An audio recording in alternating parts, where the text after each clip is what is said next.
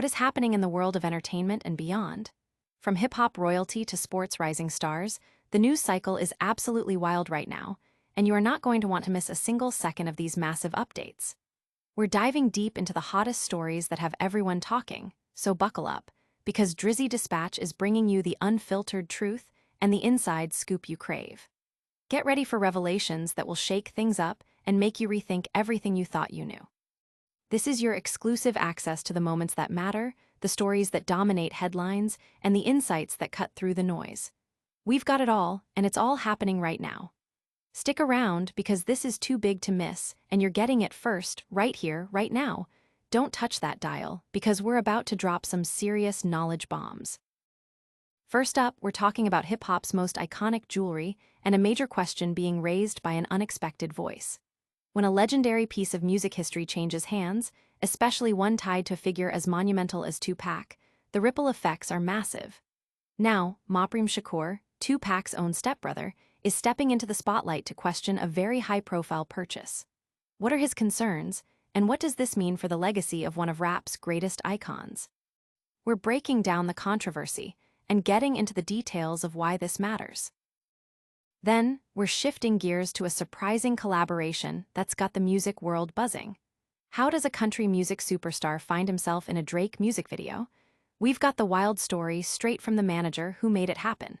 From a chance lunch to a late-night call, this is a behind-the-scenes look at how unexpected alliances are formed in the industry. You won't believe the details of how this came together. And the hits keep coming. We're heading to the diamond as we break down the National League Rookie of the Year race. Who's emerging as the frontrunner, and what do the odds say about the battle for this prestigious award? Plus, Drake himself is reflecting on a surprising personal experience, opening up about a time he spent in jail. What happened, and what's he revealing now? Make sure you're subscribed and the notification bell is on because you don't want to be left behind on any of these game-changing updates. Let's get into it. Tupac's legacy chain sparks outrage. Mopreme Shakur confronts Drake's bold acquisition. In a move that has sent shockwaves through the hip-hop community and ignited a firestorm of debate, Mopreme Shakur, the stepbrother of the legendary Tupac, has publicly voiced his profound concerns and criticisms regarding Drake's recent acquisition of what is believed to be Tupac's original Death Row Records chain. The high-profile purchase, which has garnered significant attention, has raised a critical question for Mopreme. Why did this iconic piece of music history not remain within the family? Mopreme shared his candid thoughts during a recent interview with Lauren LaRosa, where he didn't hold back in questioning the motivations behind Drake's decision.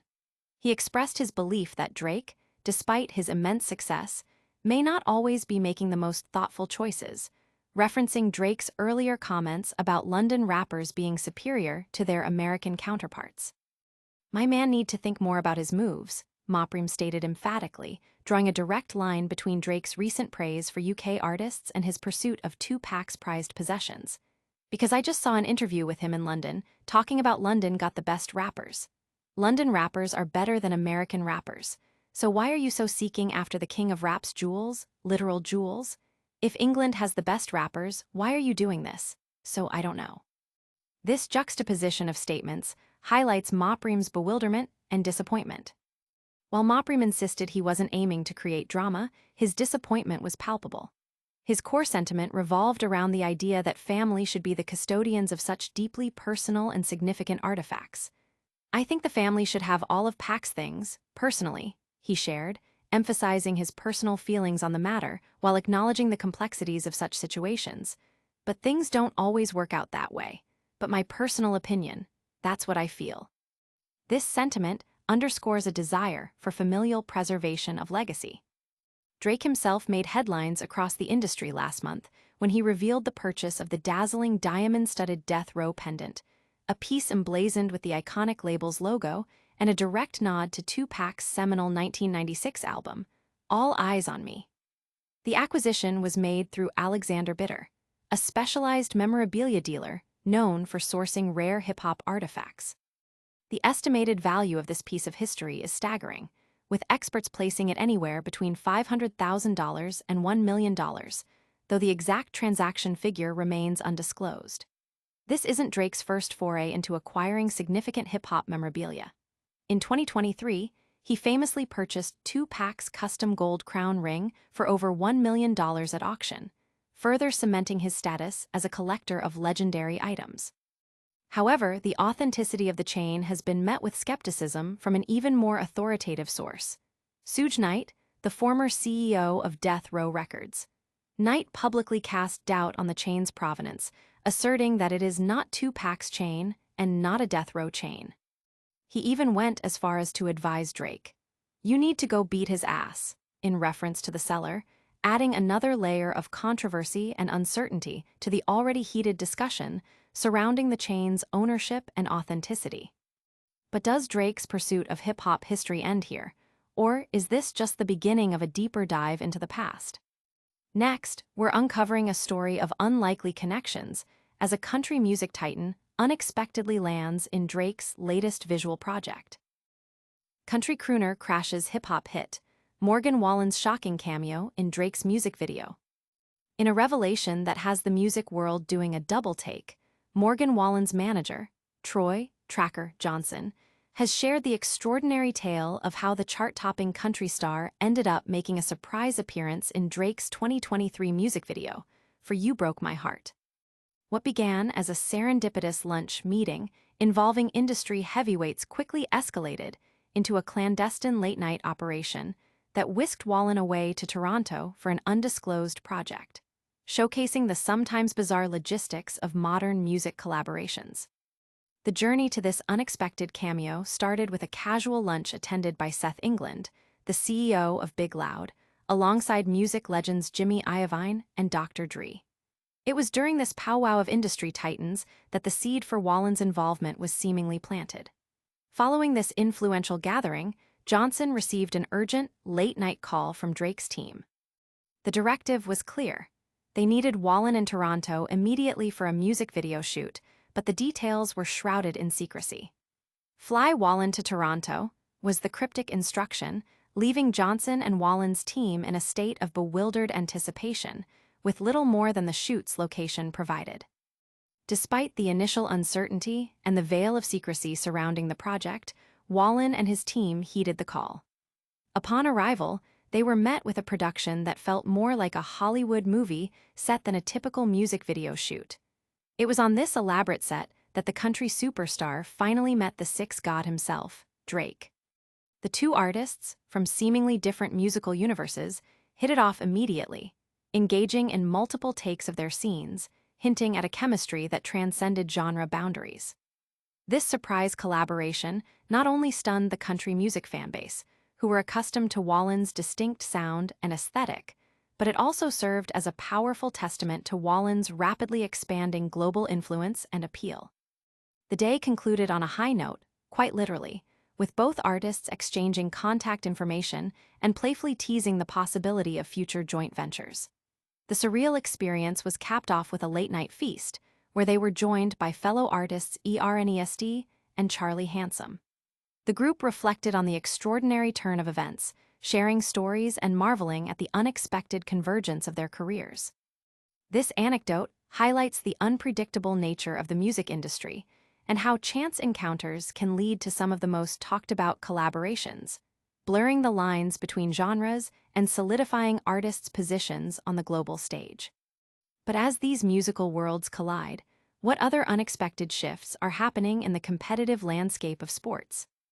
Next, we're diving into the National League Rookie of the Year race, where a surprising frontrunner is emerging. Braves' Baldwin surges ahead. Odds favor him in chaotic NL Rookie of the Year race.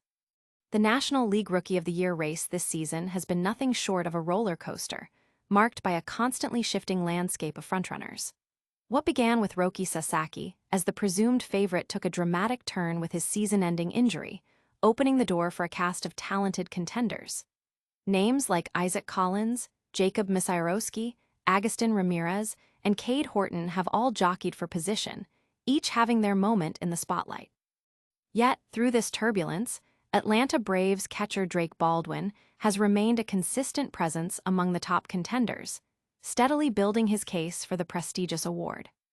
Baldwin's rookie campaign started with a degree of pressure, as he was thrust into a starting role earlier than anticipated due to an injury to the Braves' primary catcher, Sean Murphy.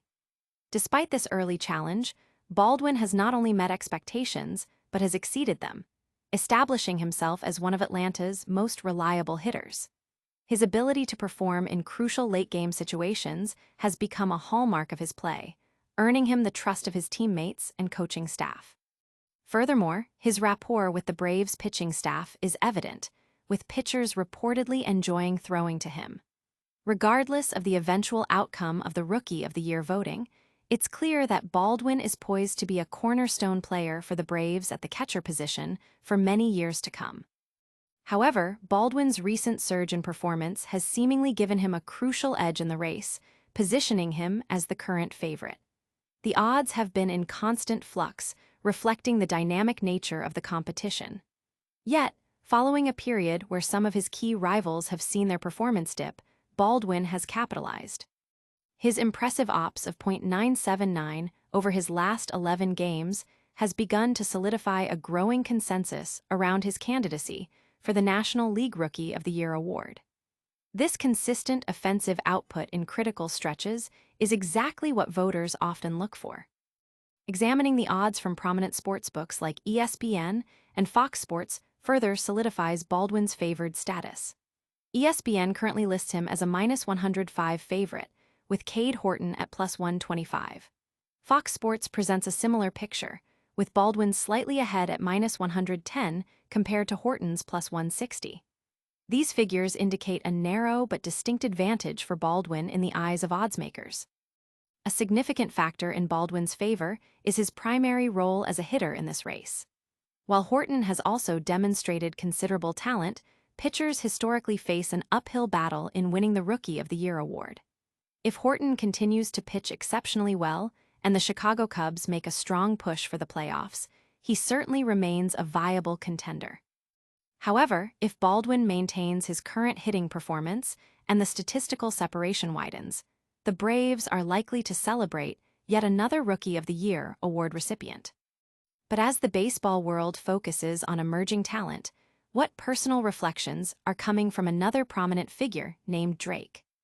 Next, we're hearing directly from Drake as he opens up about a surprising legal encounter. Drake recounts 9-hour jail stay after Swedish arrest, arrested for nothing.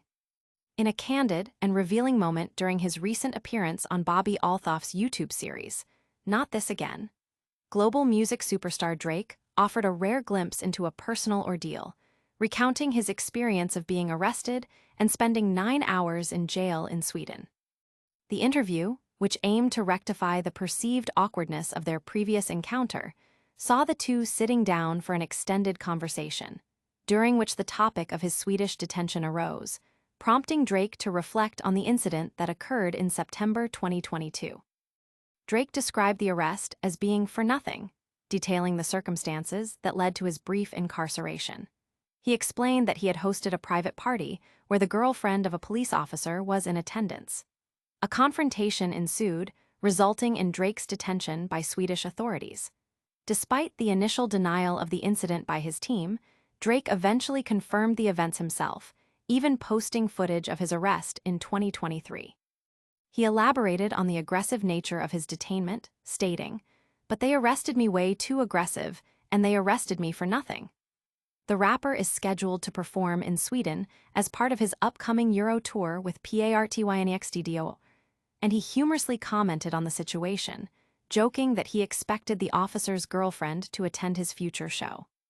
The conversation also touched upon other significant aspects of Drake's career and personal life. He shared his feelings about being labeled a culture vulture, a criticism he addressed with a degree of sensitivity. Additionally, he offered insights into his vision for a future wife and addressed his mindset regarding potential conflict in Los Angeles following his highly publicized beef with Kendrick Lamar, asserting that he is unafraid of returning to the city. This multifaceted discussion provided fans with a more intimate look at the artist beyond his music, delving into his experiences with the legal system and his perspectives on broader cultural and personal matters. From legal entanglements to industry accolades, the stories keep coming, but we're nearing the end of our update. Now, let's quickly recap the biggest headlines of the day and get you ready for what's next. And that's a wrap on today's Drizzy Dispatch. We've seen Mopreme Shakur question Drake's purchase of Tupac's death row chain, learned how Wallen landed a spot in Drake's music video thanks to a wild story from his manager, watched Drake Baldwin emerge as the frontrunner in the NL Rookie of the Year odds, and heard Drake reflect on his time spent in jail after a Swedish arrest. Don't forget to hit that like button if you enjoyed this update. Subscribe to Drizzy Dispatch for more exclusive content, smash that notification bell so you never miss a video, drop a comment below with your thoughts on today's stories, and follow us on all social media platforms to stay connected. We'll see you in the next one.